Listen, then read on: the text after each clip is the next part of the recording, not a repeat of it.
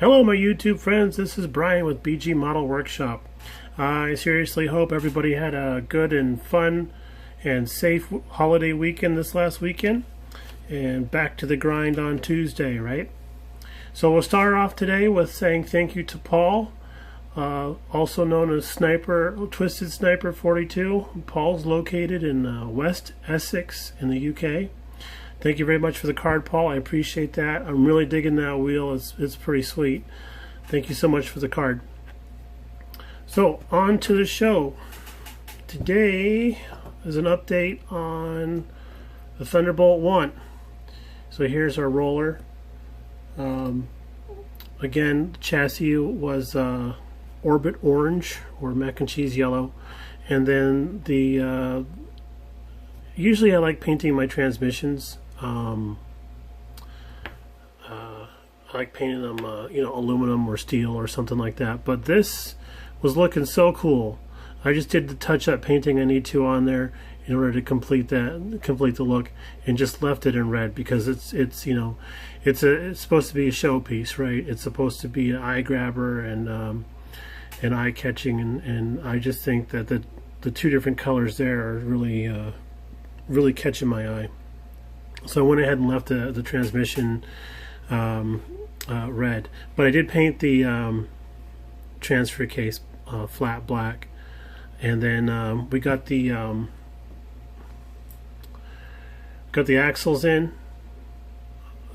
I thought that was going to be a bit of a trick, but it turned out it was dirt simple.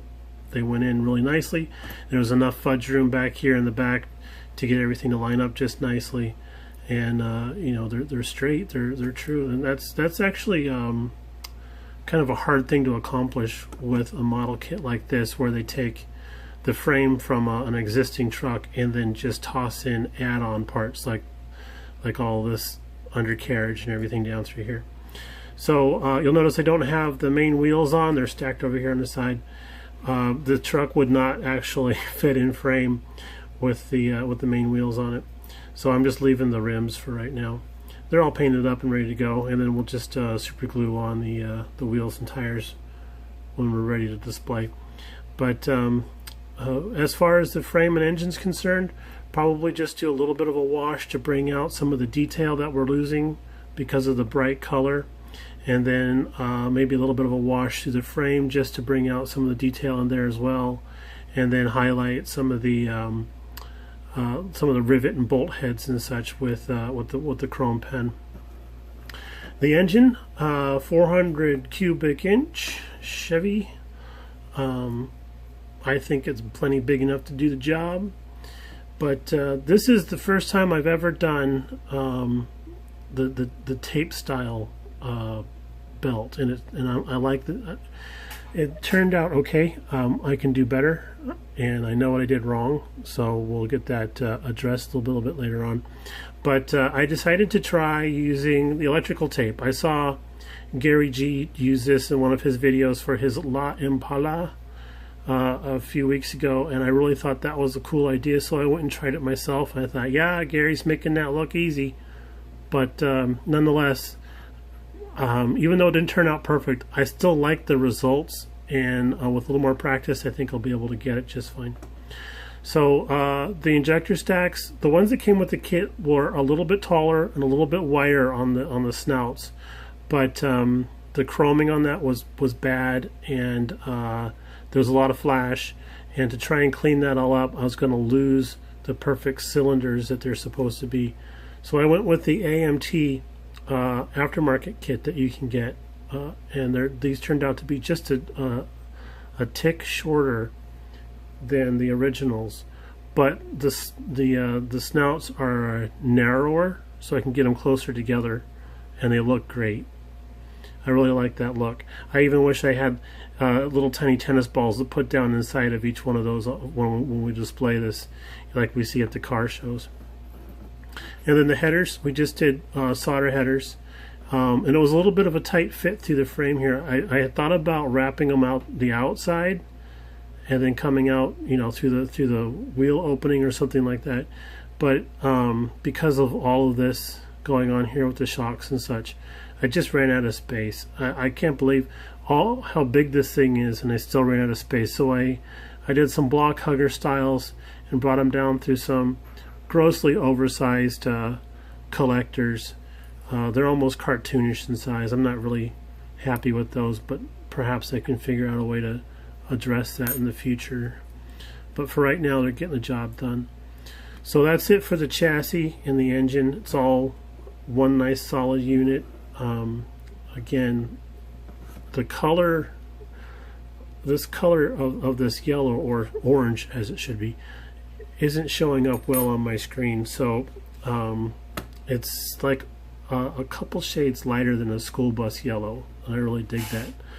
Really dig that color.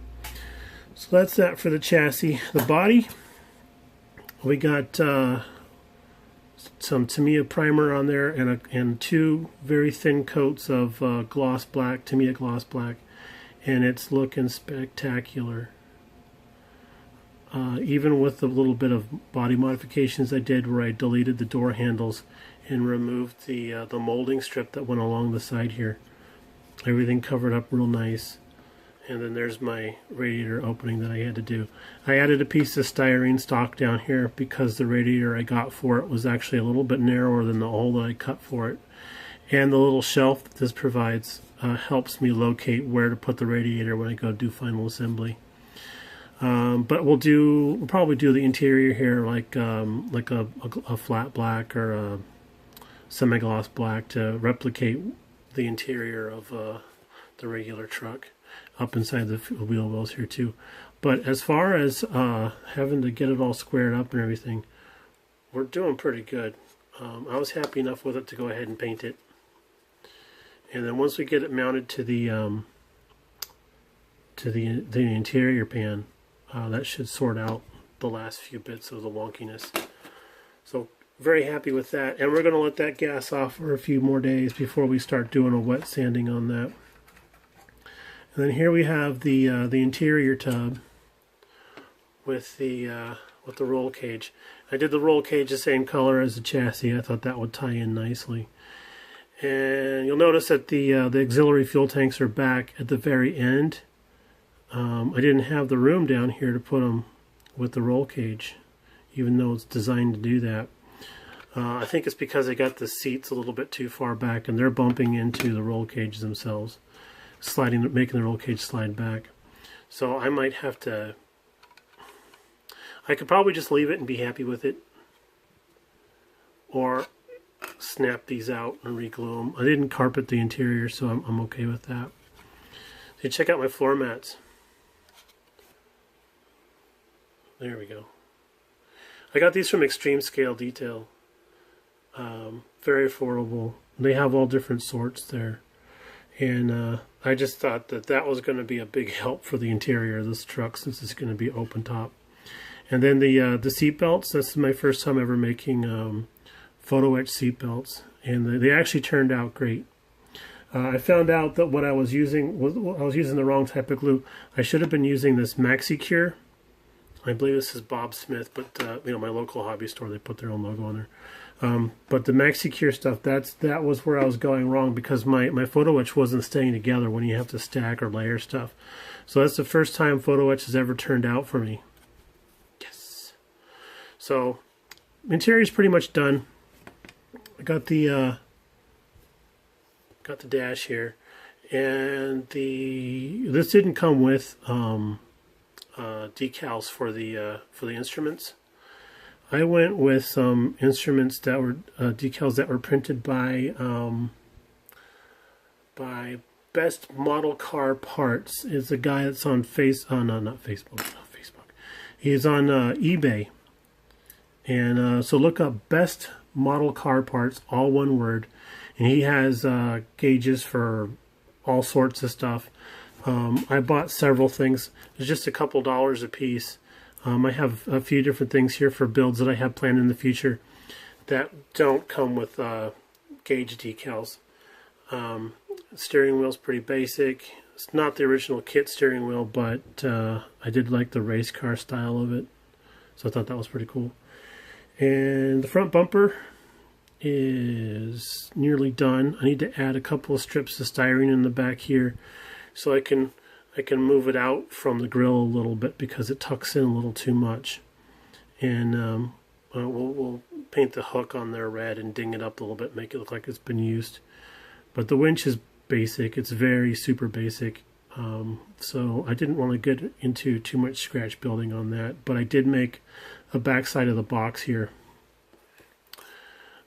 back in here, so that it had a backside to it, because otherwise it would just look like it was a thread bobbin hang on there, which, you know, you never know, it probably actually is. But again, I painted that yellow to match the chassis. So that's what we got going on with the Thunderbolt One. Thank you all for tuning in. I appreciate that. I picked up some more subscribers this week, and I also hit the big 100 mark for subscribers. So that's a big deal for me, because I never had a feeling that I would have that many guys tuning in to watch what I do. But like I say, there's no one way to do something. So every time you watch somebody else's video, there's a different take on it, a different way to do it, another idea. So again, thanks for tuning in. Thanks for subscribing, everybody. And we'll see you again. Bye.